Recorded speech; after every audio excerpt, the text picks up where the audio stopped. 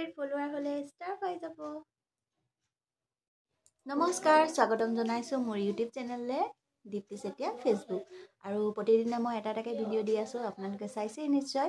আৰু আজি পাতিম ষ্টাৰৰ বিষয় লৈ পেলাই। আৰু ষ্টাৰ আপোনালোকে কেনেকৈ পাব আৰু কেনেকৈ সেটআপ আহিব আপোনালোকৰ এই বিষয় লৈ পেলাই কথা পাতিম। আৰু চাওঁ আহক। আৰু আজিকালি 500 ফলোৱাৰ্ছ হৈ গ'লে আপোনালোকৰ ষ্টাৰ অপশ্যনটো খুলি দিয়ে। তো ষ্টাৰ অপশ্যনটো খোলাৰ লগে লগে ছেটআপ কৰি ল'ব। আৰু ছেটআপ কৰাৰ লগে লগে আপোনালোকৰ আহিব টেক্স ইনফো ফিলআপ কৰিবলৈ, মানে পেয়াৰ ছেটিংছ কৰিবলৈ। তো সেইটো বিষয় লৈ পেলাই মই বেলেগ এটা ভিডিঅ' বনাম। আজি যিহেতু ষ্টাৰৰ বিষয় লৈ পেলাই কথা পাতিছোঁ, তো এইটো ভিডিঅ'ৰ জৰিয়তে মই দেখাই গৈ আছোঁ। আৰু এতিয়া চাওক কেনেকৈ কৰে।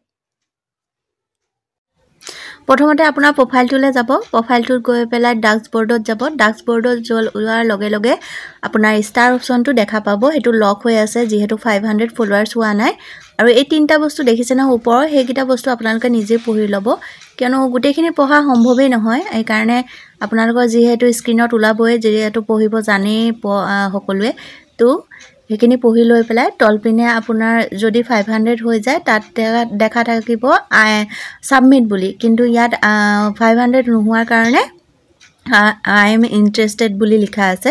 আৰু এয়া দেখিছে ন, মোৰ 347টা ফলোৱাৰ্ছ হৈছে, 500 হোৱা নাই, সেইকাৰণে হেৰি হোৱা নাই। আৰু এইটো 30 দিনৰ ভিতৰতে মই 500 কৰিব লাগিব, তেতিয়াহে মোক ষ্টাৰ ছেটআপটো দি দিব তেওঁলোকে। তো হোৱা নাই কাৰণে এনেকৈ লক হৈ আছে। তো আপোনালোকৰ যেতিয়া 500 হৈ যাব, এইটো আপোনালোকৰ তাত আহিব যে ছাবমিট বুলি আহিব। ছাবমিট কৰাৰ লগে লগে আপোনাৰ তাত আহিব যে পে আউট একাউণ্ট ছেটিং কৰিবলৈ। সেই ভিডিঅ'টো মই ইয়াৰ পিছৰটো ভিডিঅ'ত দিম, কিয়নো এতিয়া ষ্টাৰ লকটো খোল খোৱা নাই। তো ষ্টাৰ লক যেতিয়া খোল খাব, মই সেইদিনাখনেই এইটো ভিডিঅ' দিব লাগিব।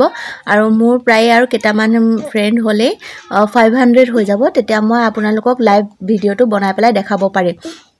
তো মোৰ আৰু এটা প্ৰফাইলত আছে, সেইটোত মোৰ ষ্টাৰ অপশ্যনটো খোল খাই গৈছে, সেইকাৰণে এনেকৈ ওলাই বস্তুখিনি। কেনেকৈ ওলাই মই দেখাবৰ কাৰণে আচলতে দেখাইছোঁ আপোনালোকক। আৰু এইটোত ষ্টাৰ অপশ্যন খোলাৰ কাৰণে মোৰ আৰ্নিঙো হৈ আছে। তো আপোনালোকে যেতিয়া এইটো ছেটআপটো খুলি যাব ষ্টাৰৰ, তেতিয়াহ'লে আৰ্নিং কৰিব পাৰিব। এতিয়ালৈ বাই।